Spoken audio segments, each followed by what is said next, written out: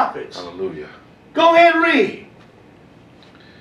Saying unto Abraham, let me go back. Ye are the children of the prophets and of the covenant which God made with our fathers, saying unto Abraham, and in thy seed shall all the kindreds of the earth be blessed. Go ahead. Unto you first, God, having raised up his son Jesus. Wait a minute. Unto you first, God, having raised up his son Jesus. The Lord your God shall raise up a prophet like unto me. And this is that prophet. Verse 26 again. Yes, sir. Unto you first, God, having raised up his son Jesus, sent him to bless you in turning away every one of you from his iniquities. So now we know that Jesus is this prophet like unto Moses then, right? Yes, sir. He is this prophet. Yes, sir. Let's go now. Because you don't hear him, the Lord is going to destroy you. Let's go now. Let's go to Luke the 19th chapter. Look at what Jesus said. Luke 19 and 41. Luke 19 and 41. Luke 19 and 41. When you get it, go ahead and read that. And when he was come near, he beheld the city and wept over it, saying, if thou hast known, even thou, at least in this thy day, the things which belong to thy peace, but now they are hid from thine eyes, for the day shall come upon thee. He said, you know what? The day is going to come upon. If thou hast known, even thou, at least in this day, the things which belong unto thy peace, but now they are hid from thine eyes. Because destruction get ready to come upon y'all. Verse 43, go ahead. For the day shall come upon thee, that thine enemies shall cast a trench about thee. Your enemy is going to cast a trench about you. Go ahead. And compass thee round and keep thee in on every side. He's going to compass you around and keep you in on every side, Israel. Yes, sir. This is what is going to happen in Jerusalem. Come on. Verse 44. And shall lay thee even with the ground. They're going to lay you even with the ground. Go ahead. And thy children within thee. And they shall not leave in thee one stone upon another. Go ahead. Because thou knewest not the time of thy visitation. Now we're going to go to the atlas of the Bible and we're going to read about this. Because here's the master prophesying this some like 20, 30 years this happened. Before he prophesied it some 20, 30 years before it happened. But look what happened. Talking about he didn't exist. Well, what is this right here? He just gave you, and then it turned around and happened. If he didn't exist, who has this told you about this if he didn't exist then? Go ahead, start reading. Yes, sir. This is the Atlas of the Bible, and we're at page 201. Revolts against Rome. No portion of their world empire was more troublesome to the Romans than Judea. Even in times of apparent peace, underground revolts ceased continuously among the Jews, threatening to erupt into open conflict with their conquerors. Following the death in 44 AD of the Judean king Herod Agrippa I, grandson of Herod the Great, treasons rose steadily throughout the region. Each Roman procurator subsequently sent to rule the province seemed more corrupt. Go over here now. Go over here. What did that say? In 68, the Roman commander launched a methodical campaign to isolate Jerusalem. Now this is 68 now. He launched a campaign against Jerusalem in 68. Now Jesus prophesied what he said around 33 AD, around that time, 33 AD. Okay, Jerusalem, they're going to put a trench about you and lay you down on every side. Right? Go ahead and read. Yes, sir. It says, the overthrow and suicide of the empire, Nero brought operations in Judea to a temporary halt at Vespasian. Prudently withdrew to test the imperial winds. Eventually, he himself would declare emperor, selling for Rome in the spring of 70. He left his capable son Titus in charge of the campaign against Jerusalem. Now here comes Titus now. Here the campaign against Jerusalem. Go ahead and read. Titus faced a formidable task. Jerusalem was the most heavily fortified city of that time. The walls enclosing the temple in upper,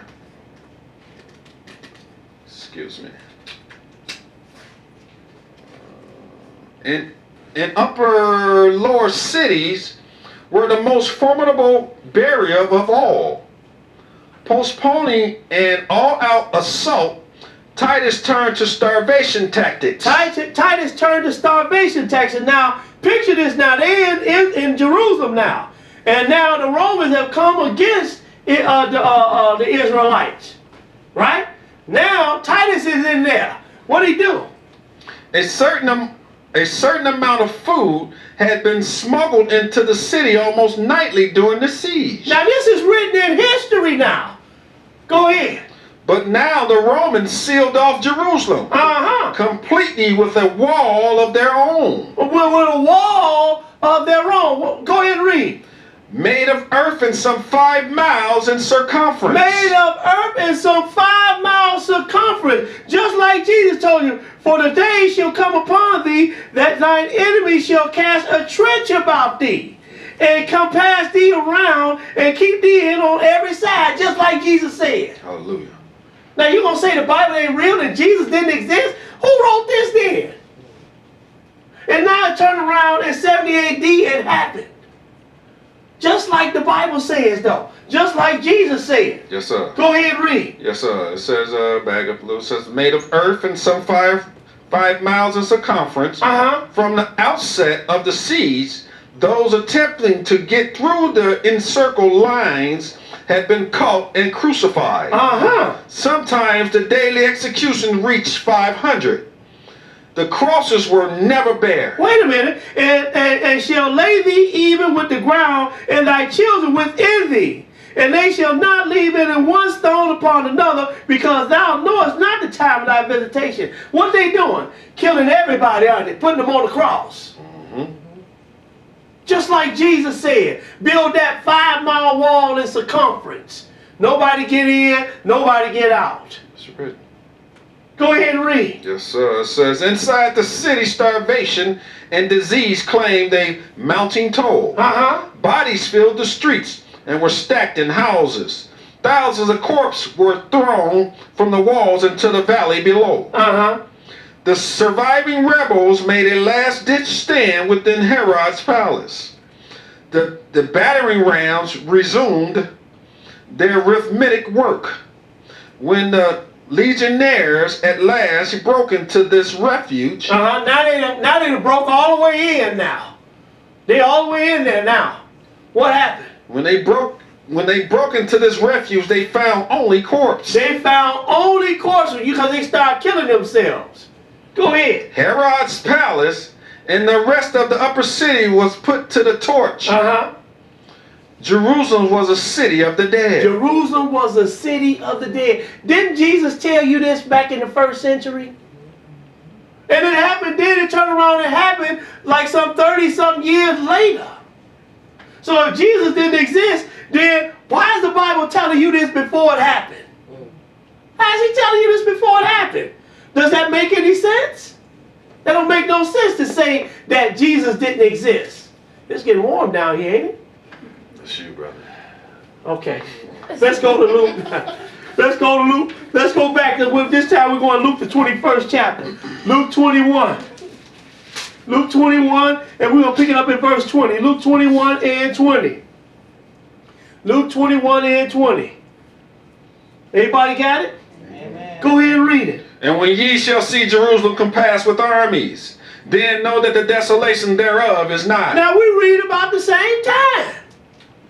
He said, when you shall see Jerusalem compassed with armies, then know that the desolations thereof is nigh. Go ahead. Then let them which are in the Judea flee to the mountains. And let them which are in the midst of let them which are in the midst of it depart out. Go ahead. And let not them that are in the countries that enter thereinto. For these be the days of vengeance, that all things which are written may be fulfilled. Go ahead. But woe unto them that are with child, and to them that give suck in those days. For there shall be great distress in the land, and wrath upon this people. And wrath upon this people. What people? Israel. Yes, sir. Go ahead and read. And they shall fall by the edge of the sword, and shall be led away captive into all nations. They shall be led away captive into all nations. This was going to happen to the children of Israel. Go ahead and read. And Jerusalem shall be trodden down of the Gentiles, until the times of the Gentiles be fulfilled. Now, he said Israel was going to be led away captive in all nations, didn't he? Yes, sir. Let's go to Revelations 2 and 9. Revelations 2 and 9. Now, what do we have? What do we have now? If Israel was led away captive in all nations, then what are those people that's calling themselves Jews, what are they doing there? Who are they? Revelations 2 and 9. Revelations 2 and 9. Go ahead and read. I know thy works in tribulation and in poverty, but thou art rich. Now he's talking to the children of Israel. Go ahead. I know the blasphemy of them which say they are Jews. He said, I know the blasphemy of them which say they are Jews. Go ahead. And are not. And are not. But are the synagogues of Satan. Who worship in synagogues. Look at what John telling you right here in Revelations about these ones that's calling themselves Jews but are not, but are the synagogues of Satan. And what do we have over there right now? People over there calling themselves Jews when Israel was led away captive in all nations. Make it plain. Just like the Bible prophesied. Just like the Bible prophesied. Let's go a little deeper with this. Let's go a little deeper with this. Let's go back, because we're going to show you who this, because you got some people over there fighting over that land right today. Well, they might have cooled out today because it's Sabbath. I don't know about the Arabs, because they don't care what day it is. You understand what I'm saying? But let's deal with something for a minute here. Because you got the people fighting over there. You got the one that call themselves Jews over there fighting, and you got the Arabs over there fighting, don't you? Let's look at this Arab for a minute. Let's go to Genesis, the 16th chapter, and see what the Lord say about them. Genesis 16. Even all the way back here in Genesis, Moses wrote this 1400 something BC. And look at what he wrote about Ishmael right here, which is the Arab. 16 and 7. Genesis 16 and 7. Go ahead and read. And the angel of the Lord found her by a fountain of water in the wilderness, by the fountain in the way to Shur. Now this is Ishmael's mother Hagar. Go ahead. And he said, Hagar, Sarai's maid. Now this is Sarah's maid. She had a baby by Abraham. So if this didn't happen, the Bible's mythology, well then the Arabs, they shouldn't exist then, should they? If this is mythology. And he said, Hagar, Sarah's handmaid, go ahead. Whence camest thou? And whither wilt thou go? Because you know Sarah kicked her out. Go ahead. And she said, I flee from the face of my mistress Sarah. And the angel of the Lord said unto her, return to thy mistress, and submit thyself under her hand. Go ahead. And the angel of the Lord said unto her, I will multiply thy seed exceedingly, and it shall not be numbered for multitude. Go ahead. And the angel of the Lord said unto her, behold, thou art with child, and shall bear a son, and shall call his name Ishmael. And then she'll call his name Ishmael. And those are the Arabs, aren't they? Yes, sir. Go ahead and read. Because the now Lord... look at that. The father was a Hebrew, and the mama was an Egyptian. Make it plain. The father was a Hebrew, and the mama was an Egyptian. Because this is Sarah's handmaid, Hagar the Egyptian. Now, you know, if Abraham was a fictional character, then how we got these Arabs then? How we got them? Go ahead and read though. Read that over. 11. And the angel of the Lord said unto her, behold, thou art with child, and shall bear a son, and shall call his name Ishmael. because the Lord hath heard thy affliction. See, his name come from heaven, don't it? Yes, sir. Go ahead and read. And he will be a wild man. Stop right there. And he will be a wild man. And ain't he wild? I mean, look. Look what I'm saying. Look who's wild over in the Middle East. Who is the wildest one? I mean, them Edomites, they bad when it comes to the Air Force and all that. But these guys right here, they fight against everybody, don't they? Love themselves up. He even came here and bombed the United States with the Twin Towers. This is how what killed themselves. Sit in a truck loaded with dynamite and will run into a building. That's a wild man, ain't it? Kill themselves. Thinks they going to paradise when they do this. No, you going to the grave if they find you. You understand what I'm saying? A wild man. What's going to happen to him? And he will be a wild man. Uh-huh. His hand will be against every man, and every man's hand against him. Now this fit him to a T, don't it? And he prophesied about this 1400, 1300 BC, thousands of years ago. And Moses telling you about Ishmael, and look what we got today. Still he a wild man, ain't he? Can't do nothing with Ishmael, can't tell him nothing. But these two have conspired to take over the land of Israel. These two. Ishmael and the one that call themselves Jews, which are the Edomites. You finished that? And he shall dwell in the presence of all his brethren. And where they dwelling at? Right there in the middle, what we call today the Middle East. They dwelling right there, aren't they? All of them. You know, remember, Egypt and Jordan, those are not countries really of the Arabs. So he got 12 countries over there. Some of those countries that he's sitting there now, he have taken over, like Egypt and Amman, which is now present-day Jordan. I mean, you know, come on. This is for real, ain't it? We looking right at what the Bible said, and now we can even see this today. We can even see this, that Ishmael is a wild man. Let's go, because the Lord going to do something about that fighting over there that they got going on. Let's go to Isaiah 34. Isaiah 34. The Lord is going to do something about this fighting over there. Isaiah 34, and we're going to pick it up at verse 1. Isaiah 34 and 1. Go ahead and read it. Come near, ye nations, to hear, and hearken, ye people. Let the earth hear, and all that is therein. See, the Lord, he does things on a worldwide scale. Go ahead and read. The world and all things that come forth of it. See, everybody can see. When he does something, everybody can see it. What about these other gods? When they do something, I didn't see them do nothing, really. They ain't did nothing. Go ahead and read. For the indignation of the Lord is upon all nations, and his fury upon all their armies. Go ahead. He hath utterly destroyed them.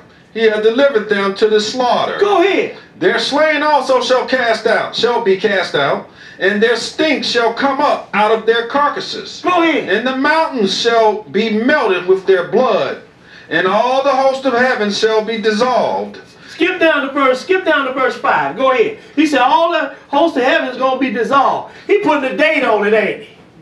I'll tell you what, keep on reading. Keep on reading. And all the hosts of heaven shall be dissolved, and the heavens shall be rolled together as a scroll. Ooh.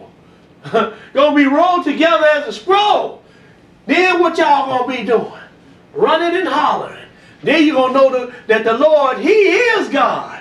But go ahead and read though. And all their hosts shall fall down. Anybody seen anything like this? You ain't seen this yet, have you? No, sir. Go ahead and read. And the leaf falleth from the vine. As the leaf falleth from the vine. As the leaf falleth from the vine. And as a falling fig from the fig tree. Go ahead. For my sword shall be bathed in heaven.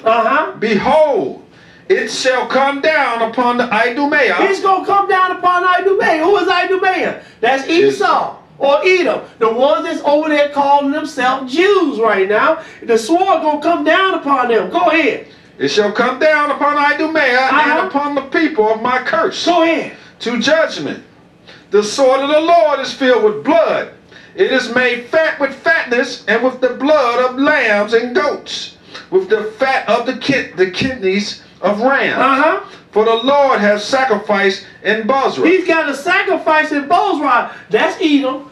The Edomites. Go ahead. And a great slaughter in the land of Idumea. In the land of Idumea. That's the Edomites. That's where they sitting right there. He called it the land of Idumea, but they sitting actually in Jerusalem or Israel. Go ahead and read. And the unicorns shall come down with them, and the bullocks with the bulls. Go ahead. And their land shall be soaked with blood, and their dust made fat with fatness. For it is the day of the Lord's vengeance. It is the day of the Lord's vengeance. Go ahead. In the year of recompenses for the controversy of Zion. Oh, he gonna settle that? Yes, sir. Yes, sir. And the recompense for the controversies of Zion, it's a controversy over there now, ain't it? The Arabs saying it's their country. The Edomite Jews saying it's their country.